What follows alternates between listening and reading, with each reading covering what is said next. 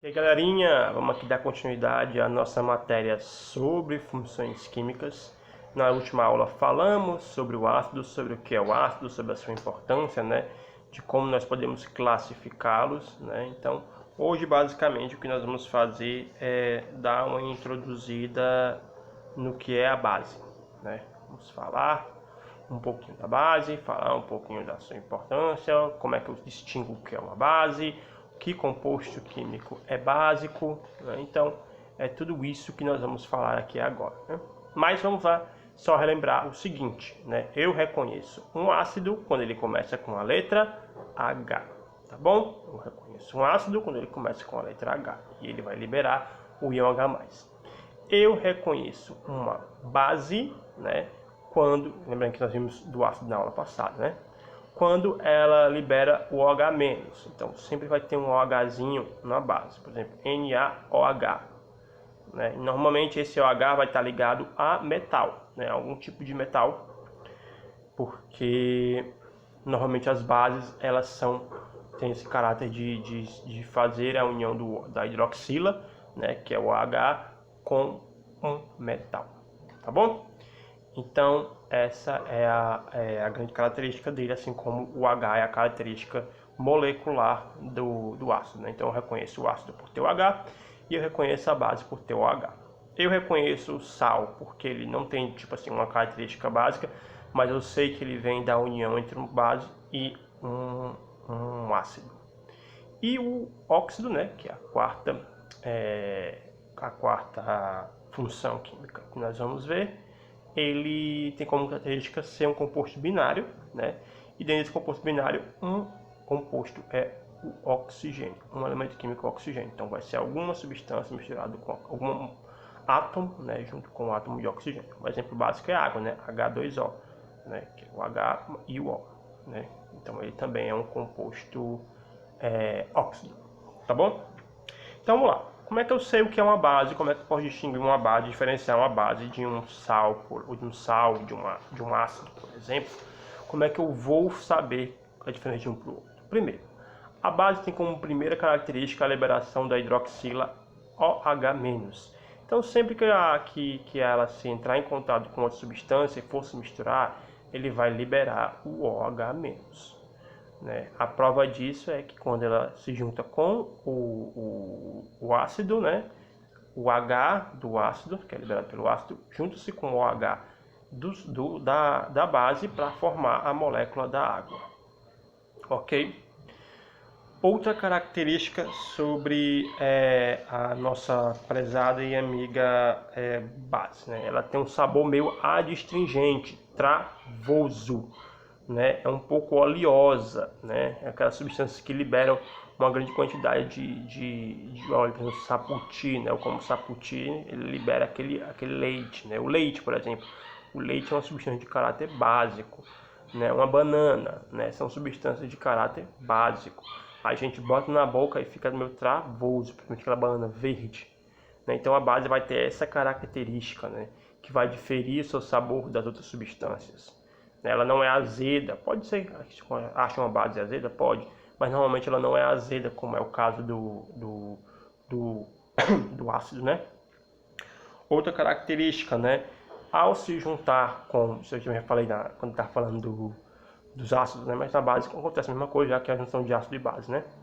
Ao se juntar com um ácido, há a formação de um sal, né? Mas a água, né? Como eu falei para vocês, o metal da base se junta com o não metal do ácido, né? Metal com não metal juntos vai formar um sal, né? Enquanto isso, o H liberado pelo ácido se junta com o H liberado pela base e ao se juntarem vai formar a água, ok? Então é uma diferenciação básica uma diferença é a maneira que se faz o sal e a água, através da mistura de um ácido com uma base. Ou característica, vocês lembram que quando a gente coloca em contato com papel tornasol, o ácido fica com a coloração vermelhada, né? A base não. a coloração da base, ao entrar em contato com o papel tanazol, ela fica azul. É interessante saber disso, porque eu posso saber se uma substância é básica ou ácida colocando o papel tanazol nela. Colocando ela no papel tanazol também serve. Então assim, eu vendo a coloração que aquele papel vai ficar, eu posso saber se aquela substância é ácida ou se aquela substância é básica. Ficou vermelho, ácido. Ficou azul, básico. Ok? Então essa é a grande diferença de um para o outro. Normalmente em estado ambiente as bases são encontradas de forma sólida, né? Ao contrário dos ácidos que normalmente são encontrados na forma líquida, tá bom? Não quer dizer que não existem bases líquidas e ácidos sólidos, existem sim, tá bom? Existe essa diferença de um para o outro, tá bom? O que vai fazer com que uma base seja forte ou fraca? A sua capacidade de liberação da hidroxila. Quanto mais hidroxila ela poder liberar, mais forte ela é. É só olhar aquele OHzinho dela, né? Quanto mais OH tiver, mais forte será aquela base, tá bom? Ao contrário do ácido, que não é só a quantidade, eu tenho que subtrair, né? Oxigênio para hidrogênio, no caso do oxiácido, ou eu tenho que simplesmente ver qual tipo o elemento químico que está ligado ali ao H para saber se é forte ou fraco, né? No ácido não, na base não, né? Na base é só eu ver a quantidade de hidroxila para me saber se é forte ou se é fraco, ok? Entendendo a diferenciação de base e de sal, a gente pode ver bem direitinho como é que funciona o fator pH. O fator pH é um dos fatores, né, um dos 3 fatores que vai estar ligado diretamente ao funcionamento do nosso corpo, por exemplo, né, ao lado da temperatura, né, que também é um fator muito importante, né, que para saber se nosso corpo vai conseguir funcionar ou não. O fator pH ele vai meio que dar o equilíbrio no nosso corpo. Nosso corpo tem que estar equilibrado, ele não pode estar muito ácido ou muito básico, senão o corpo não vai funcionar direito. Existe essa característica no nosso corpo.